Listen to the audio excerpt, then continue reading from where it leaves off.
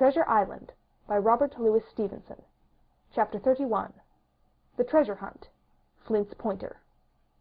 "Jim," said Silver when we were alone, "if I saved your life, you saved mine, and I'll not forget it. I seen the doctor waving you to run for it. With the tail of my eye I did. And I seen you say no, as plain as hearin'. Jim, that's one to you. This is the first glint of hope I had since the attack failed, and I owe it you. And now, Jim, we're to go in for this here treasure hunting, with sealed orders, too, and I don't like it. And you and me must stick close, back to back like, and we'll save our necks in spite of fate and fortune." Just then a man hailed us from the fire that breakfast was ready, and we were soon seated here and there about the sand, over biscuit and fried junk. They had lit a fire fit to roast an ox, and it was now grown so hot that they could only approach it from the windward, and even there not without precaution. In the same wasteful spirit they had cooked, I suppose, 3 times more than we could eat, and one of them, with an empty laugh, threw what was left into the fire, which blazed and roared again over this unusual fuel. I never in my life saw men so careless of the morrow. Hand to mouth is the only word that can describe their way of doing, and what with wasted food and sleeping sentries, though they were bold enough for a brush and to be done with it, I could see their entire unfitness for anything like a prolonged campaign. Even Silver, eating away with Captain Flint upon his shoulder, had not a word of blame for their recklessness, and this the more surprised me, for I thought he had never shown himself so cunning as he did then. "Aye, mates," said he. "It's lucky you have barbecue to think for you with this here head. I got what I wanted, I did. Sure enough, they'll have the ship. Where they have it, I don't know yet. But once we hit the treasure, we'll have to jump about and find out. And then, mates, us that has the boats, I reckon, has the upper hand." Thus he kept running on, with his mouth full of hot bacon. Thus he restored their hope and confidence, and, I more than suspect, repaired his own at the same time. "As for Hostage," he continued, "that's his last talk, I guess, with them he loves so dear. I've got my piece of news, and thankee to him for that, but it's over and done. I'll take him in a line when we go treasure hunting, for we'll keep him like so much gold, in case of accidents, you mark, and in the meantime. Once we get the ship and treasure both, and off to sea like jolly companions, why, then we'll talk Mr. Hawkins over, we will, and we'll give him his share, to be sure, for all his kindness." It was no wonder the men were in a good humor now. For my part, I was horribly cast down. Should the scheme he had now sketched prove feasible, Silver, already doubly a traitor, would not hesitate to adopt it. He still had a foot in either camp, and there was no doubt he would prefer wealth and freedom with the pirates to a bare escape from hanging, which was the best he had to hope on our side. Nay, and even if things so fell out that he was forced to keep his faith with Dr. Livesey, even then what danger lay before us? What a moment that would be when the suspicions of his followers turned to certainty, and he and I should have to fight for dear life, he a cripple and I a boy, against 5 strong and active seamen. Add to this double apprehension the mystery that still hung over the behavior of my friends, their unexplained desertion of the stockade, their inexplicable cession of the chart, or, harder still to understand, the doctor's last warning to Silver, "Look out for squalls when you find it," and you will readily believe how little taste I found in my breakfast, and with how uneasy a heart I set forth behind my captors on the quest for treasure. We made a curious figure, had anyone been there to see us, all in soiled sailor clothes, and all but me armed to the teeth. Silver had 2 guns slung about him, one before and one behind, besides the great cutlass at his waist, and a pistol in each pocket of his square-tailed coat. To complete his strange appearance, Captain Flint sat perched upon his shoulder, and gabbled odds and ends of purposeless sea-talk. I had a line about my waist, and followed obediently after the sea-cook, who held the loose end of the rope, now in his free hand, now between his powerful teeth. For all the world I was led like a dancing bear. The other men were variously burdened, some carrying picks and shovels, for that had been the very first necessary they brought ashore from the Hispaniola, others laden with pork, bread, and brandy for the midday meal. All the stores, I observed, came from our stock, and I could see the truth of Silver's words the night before. Had he not struck a bargain with the doctor, he and his mutineers, deserted by the ship, must have been driven to subsist on clear water and the proceeds of their hunting. Water would have been little to their taste. A sailor is not usually a good shot, and besides all that, when they were so short of eatables, it was not likely they would be very flush of powder. Well, thus equipped we all set out, even the fellow with the broken head, who should certainly have been kept in shadow, and straggled one after another to the beach, where 2 gigs awaited us. Even these bore traces of the drunken folly of the pirates, one in a broken thwart, and both in their muddy and unbaled condition. Both were to be carried along with us for the sake of safety, and so, with our numbers divided between them, we set forth upon the bosom of the anchorage. As we pulled over, there was some discussion on the chart. The red cross was, of course, far too large to be a guide, and the terms of the note on the back, as you will hear, admitted of some ambiguity. They ran, the reader may remember, thus: Tall tree, spyglass shoulder, bearing a point to the north of north-northeast. Skeleton Island, east-southeast, and by east, 10 feet. A tall tree was thus the principal mark.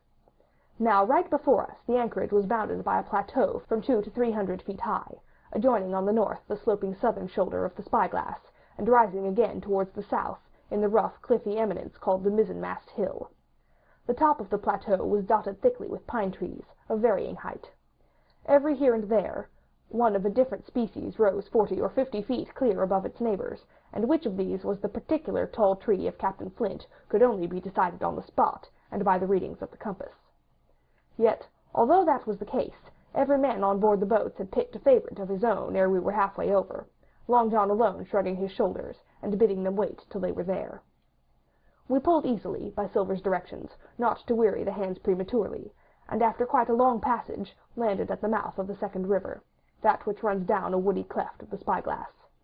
Thence, bending to our left, we began to ascend the slope towards the plateau. At the first outset, heavy, miry ground and a matted, marish vegetation greatly delayed our progress, but little by little the hill began to steepen and become stony underfoot, and the wood to change its character, and to grow in a more open order.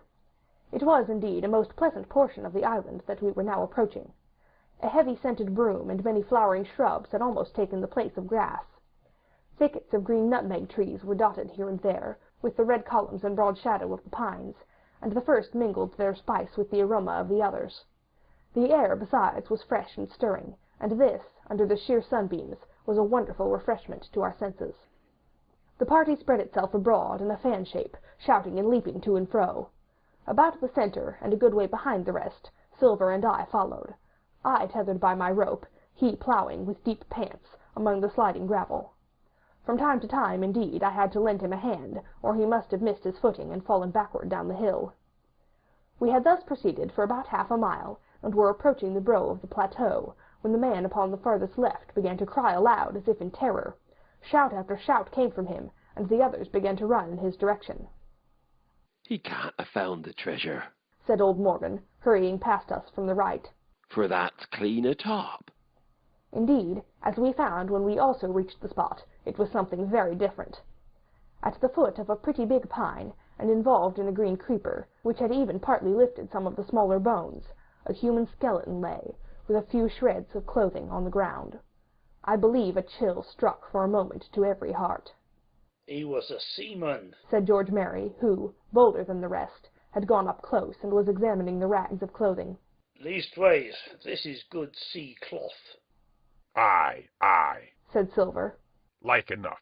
You wouldn't look to find the bishop here, I reckon.